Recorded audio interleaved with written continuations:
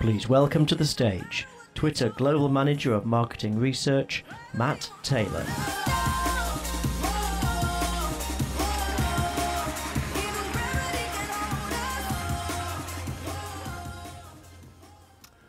Afternoon, everyone.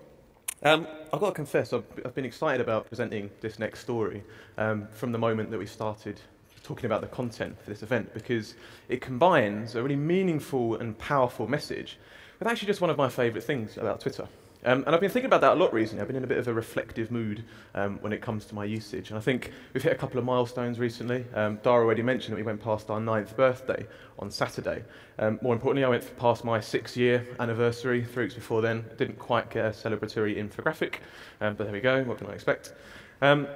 And for me, the fantastic thing about Twitter, and the thing that really got me hooked as a user, the thing that keeps me reaching for that app literally every time I unlock my phone, is that feeling that you're sharing stories, you're sharing moments that are playing out in the wider world with everyone around you.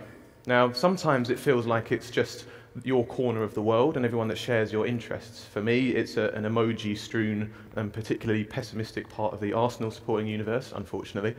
Other times, it feels like it's everybody in the world at large. Seth Meyers, the US TV show host, put this far more elegantly than I could ever possibly imagine with this tweet that he tweeted out at the time of the Oscars, saying, "I like it when we all watch the same thing." I absolutely love this. It's one of the most beautiful tweets I've ever seen. I'm leading a one-man campaign at the moment to have this put on the wall of the office, hoping that presenting it in front of 1,000 people will pressure Bruce into putting it up, so bully him in the bar if you agree with me that it's decent. And what I love about this is that you can really extend the sentiment. You know, it's not just about watching the same thing, but Twitter's fantastic because quite often we'll all care about the same thing. You know, we all want to change the same thing. Today you're hearing quite a wide range of stories. You're hearing some personal stories, some are just completely unique to the platform, and others are much bigger. And that's the next story that we're going to talk to you about. So I'm going to talk to you today about He for She. So He for She, as a message, as a campaign, as a movement, is bigger than one platform. It really is a movement that's aiming to be the size of society as a whole. So what we wanted to do was just talk to you a little bit about how the story broke on Twitter and how the campaign was able to use the unique attributes of Twitter to really drive momentum behind that message.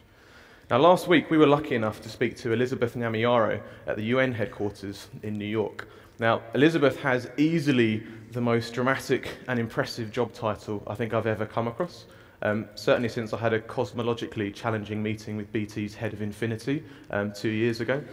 And we asked Elizabeth to just share a little bit about the background of He for She. What exactly are they trying to achieve and how they started working with Emma Watson specifically, and then what surprised her about the way the story took hold on Twitter. So we'll hear what Elizabeth had to say.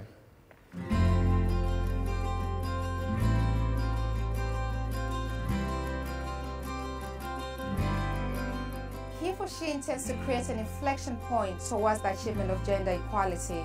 From the very beginning of humankind, we've often been told that boys are different to girls, and rather than embrace those differences, we've often tended to, use them to position one gender as inferior to the other. So what we're hoping to do with He for She is to create that bridge that brings together men and women to create this shared vision for gender equality. So if you imagine a piece of paper and you put a straight line across it, on the one side you have women, on the other side you have men. So He for She is trying to create this inflection point where we literally are moving one man at a time across that line to stand alongside women and be on the right side of history. From the moment that we met with Emma Watson, we realized that we shared an ideal, and this ideal that we all come into this world to create an impact, and that the very nature of our birth has an impact to those around us. So now, whether small or big, that there was no greater impact that's worth fighting for than one for gender equality. And so this is why we launched He for She, and that's how we started working with Emma Watson. There was literally no telling how the world was going to respond to He for She when we launched it. And so to get that amount of excitement, it was really humbling for us. And also, we're just so grateful that we had taken that leap of faith. Beyond Emma Watson, it's important to point out that we would have not done this without the visionary leadership of the Executive Director of UN Women. Her name is Phumzile Mlambo-Ngcuka.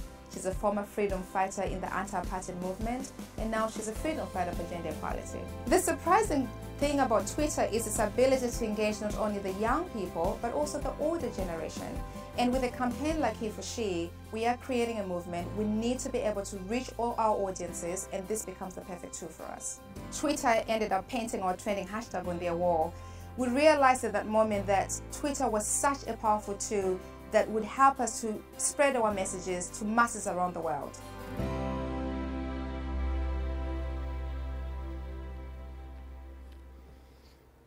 It was fantastic to get some time with Elizabeth. Her full title is, and I'll nail this, it was Senior Advisor to the Under Secretary General and Executive Director of UN Women and the Head of He for She. Now, she was really the brains behind the operation. It was her movement that really launched it forward. But of course, the movement really leapt into mainstream awareness following Emma Watson's speech last September at the UN headquarters in New York again.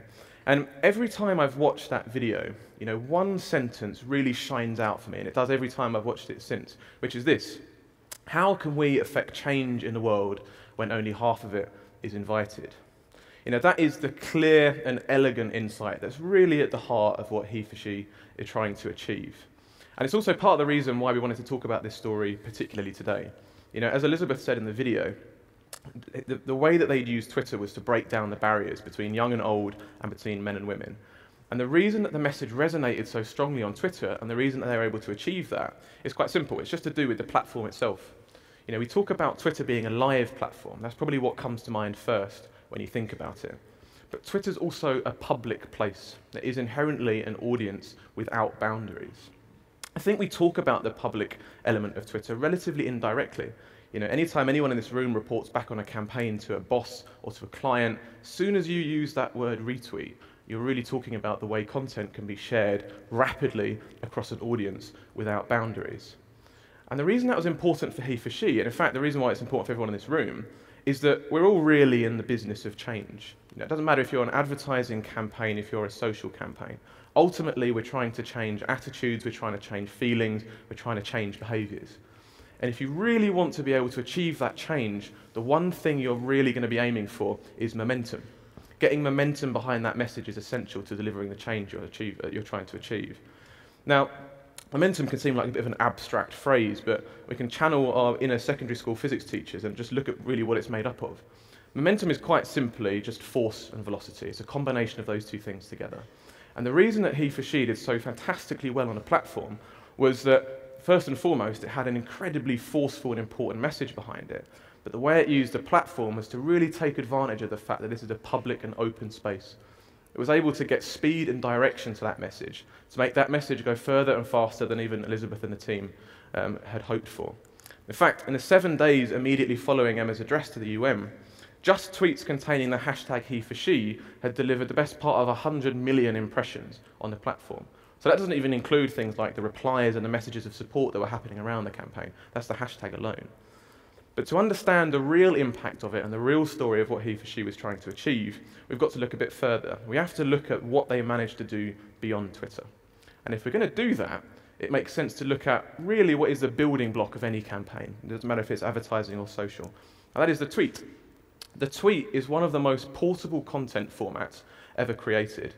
And the way you write it and send it out means that those 140 characters have the potential to travel far and wide, all powered by that retweet. Emma's here. This is 140 characters that really launched He for She, generating 29,000 retweets on the platform. But we talked about the fact that the Twitter audience itself has no barriers by its very definition.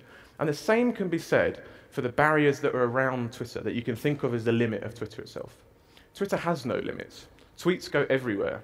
We see them every day. We'll see them appearing in news articles. We see them appearing syndicated in apps like Flipboard. We see them appearing on TV. What that means, quite practically, is that the footprint of a tweet, the influence of those 140 characters, can be vastly more than as it seems simply by looking at the platform alone.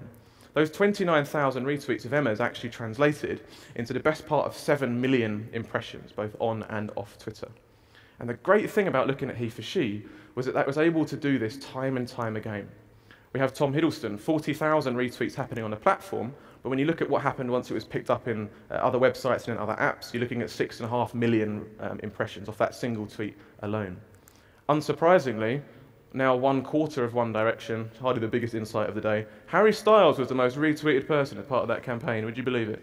320,000 retweets happening on the platform, delivering a massive 24 million impressions. And a final example, one I just absolutely love for the scale of it, Forrest Whitaker, only 3,500 retweets, but delivering the best part of 3 million impressions on and off Twitter. It's a 1,000-fold increase on just looking at those retweets alone. He for She was fantastic because it connected not just people like us who all shared that attitude and appetite for change, but it connected us to our idols as well.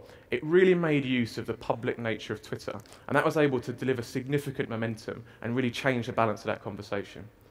And I just wanted to leave you with an observation about what it's managed to achieve so far. So looking at the number of tweets that have been coming from men since September last year, we've seen over a 20-fold increase in the number of those tweets, and that slowly but surely is changing the balance of the conversation. So in September last year, around 1/4 of everybody that was tweeting about the He for She hashtag were male. Fast forward to March this year, skip forward 6 months, and that's increased to 1/3. Now, this is a fantastic start, and I think that I'm not the only person in this room that's going to be excited to work towards driving this number ever higher to something that we can be even more proud of. And I'll leave you with that. Thank you very much.